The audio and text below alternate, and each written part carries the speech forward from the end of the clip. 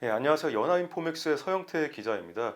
오늘은 피치 레이팅스에서 한국의 국가신용등급을 매기는 제레미 주크 이사님을 모시고 한번 이야기 좀 들어보도록 하겠습니다.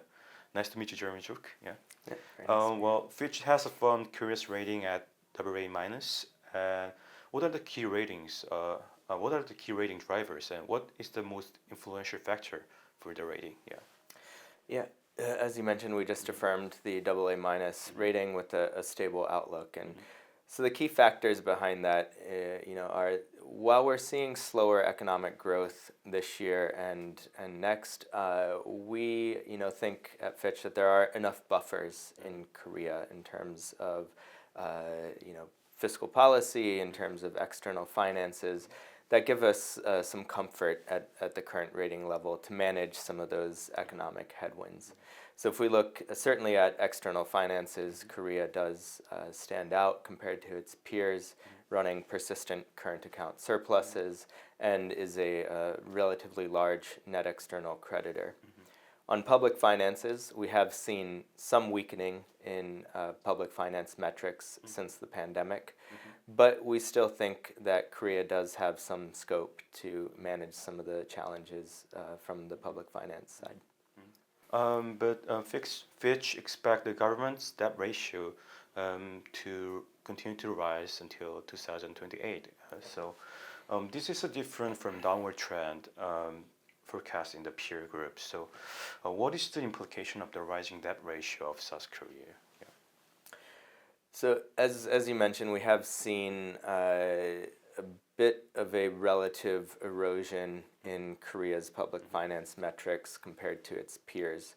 So before the pandemic, Korea's debt ratio was below the AA median, and during the pandemic it rose in line with AA peers, and so we saw a sharp jump in debt in not just Korea, but globally as well. Now, over the next several years, we do forecast Korea's debt ratio to continue to rise slightly, so rising to about 54% of GDP by 2028, compared to just over 50% now. So it is rising, but not very rapidly. But that is a different trend than what we see in the AA median, where the debt ratio for the AA median is coming down slightly. So as that divergence continues to widen, that may put,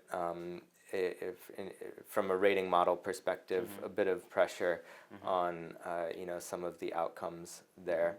That being said, compared to many of its peers in Europe or even the United States, Korea's debt ratio is still quite low. In some of those other sovereigns, you do see debt ratios of above 100% of GDP, so well above where Korea is.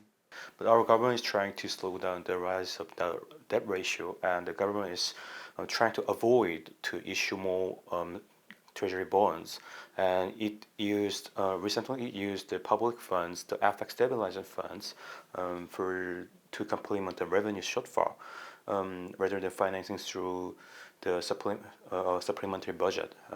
Do you think that was a wise action? Because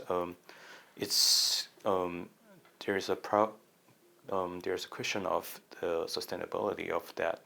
Yeah. So. In terms of the rating, using some of the excess reserve funds to finance the revenue shortfall this year, it's marginally helpful in that it doesn't lead to more of an increase in the debt ratio in the near term.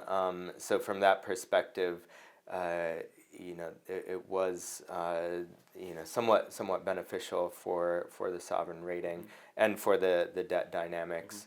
I think the question over the medium term will be is the government able to control spending sufficiently to bring down the deficit in line with their medium term forecasts. Our view is that the government has demonstrated that they are very committed to reducing the deficit and trying to keep debt ratios contained, but we do think that there will be challenges in terms of expenditure reduction. And there might be other revenue shock next year. So Do you think the government can narrow down deficit next year to and so on? So we're forecasting a deficit of about 2% of GDP for this year on a consolidated deficit basis. We forecast 1.9% deficit for next year, so roughly the same level, but that's still a bit higher than where the government had expected the deficit to be last year in its budget. So there are, I think that's where the revenue shortfall is, the challenges are showing up, is that you are seeing wider deficits in the near term. That being said, the spending proposal in the budget is relatively conservative, and so in that sense, the government is trying to manage the decline in revenues, it seems, and once revenue recovers in 2025, that should, we think, help relieve some of the pressure on the budget. So the government is quite conservative right now, and they're trying to make the fiscal policy more prudent. And however, we have a big election next year, April. So the opposite party right now, they say we need more budget and more expenditures. So there's many outlooks and forecasts related to the elections. And do you think that South Korea's fiscal policy is more dependent on the political landscape compared to other countries? I think budgets are always a political document in a way. So certainly the fiscal path can be determined by elections, and I think in the case of Korea, we'll have to wait and see what the outcome of the elections are and how that impacts fiscal policy. So let's talk about the household debt. Okay, so the Korean household have the highest level of debt globally, and recently the household borrowing has started to increase. So what is the implication of this for broad economy and especially for financial sectors? In terms of household debt, Korea does sort of stand out compared to its AA peers. Korea has one of the highest levels of household debt among OECD economies as a share of GDP. So it is, and it is something that we've flagged as a risk for quite some time.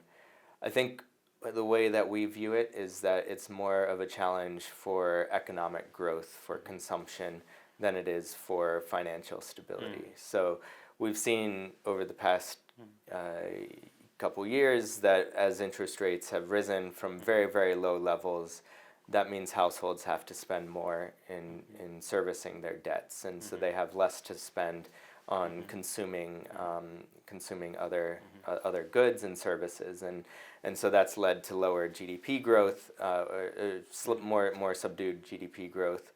But we haven't really seen much in the way of financial stability risks emerging yet. The banking sector seems relatively sound and able to manage some of the challenges. Households do still have some savings buffers to manage some of the higher payments, and households have a lot of equity in their homes, so they have relatively low loan-to-value ratios. And so all of those things together limit some of the risk for the banking sector directly and the broader financial sector. We have seen some pockets of risk in the project finance firms as interest rates have risen and property prices have come down, but those also seem to be relatively contained. If the consumption get the pressure, and what is your call on the economic growth this year and next year? Would you explain more specifically about it? Yeah. So we released our latest forecast for Korea in September, and we revised down our growth for 2023 to 1% from 1.2% previously. For 2024, we revised down from 2.5% to 2.1%. So these are both relatively large downward revisions for Korea's growth outlook. The factor driving that was really that we revised down sharply our forecast for China. So we're now forecasting weaker growth in China. we are still forecasting a recession in the United States, just a modest recession in early 2024. But because of that more challenging global outlook, we think that that will make the export recovery a bit more sluggish than previously anticipated, and so that will be a key economic headwind for the Korean economy over the next year and a half. I think in terms of domestic factors, our view is that we're at the end of the rate hiking cycle by the BOK. We do forecast a rate cut in early 2024. Some signs that we may have to push that back a little bit in terms of the timing of the rate cut. But in terms of household consumption, because interest rates aren't rising anymore, that means that consumption will probably be less of a headwind for growth, although it will still be somewhat subdued. So, okay, we talk about the near-term growth, and I want to ask you about the long-term prospect. So, geopolitical risk related to North Korea and the aging population, those are challenges for South Korea, and however, we cannot expect military conflict, but we do know Korea is getting old. So I think the biggest structural challenge is the aging population. So when will the aging population start to impact Korea's rating?